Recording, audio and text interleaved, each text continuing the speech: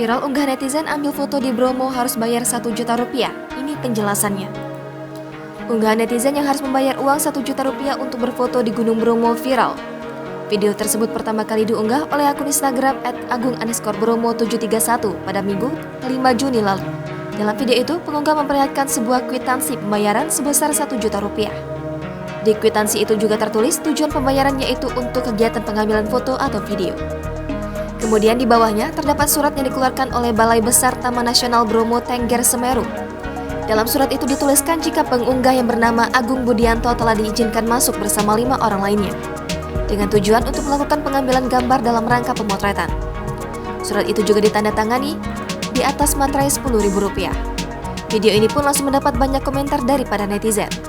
Dilansir dari Kompas.com, Direktur Pemanfaatan Jasa Lingkungan Hutan Konservasi pada Direktorat Jenderal Konservasi Sumber Daya Alam dan Ekosistem, KLHK, Nandang Prihadi mengatakan, jika awalnya ada fotografer yang melakukan pengambilan foto komersial, petugas lapangan lalu meminta untuk mengurus surat izin masuk kawasan konservasi dan membayar tarif yang berlaku.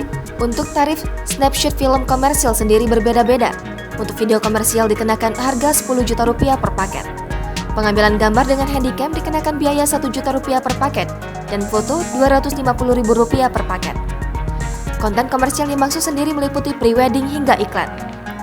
Sedangkan pihak pengunggah, Agung mengatakan jika insiden itu ia alami pada Jumat 3 Juni lalu. Saat itu ia sedang memotret di lautan pasir Gunung Bromo. Lalu ia mendapat telepon dari pihak Taman Nasional Bromo Tengger Semeru yang menanyakan simaksi. Agung juga menjelaskan jika pemotretan yang ia lakukan bukan untuk komersial.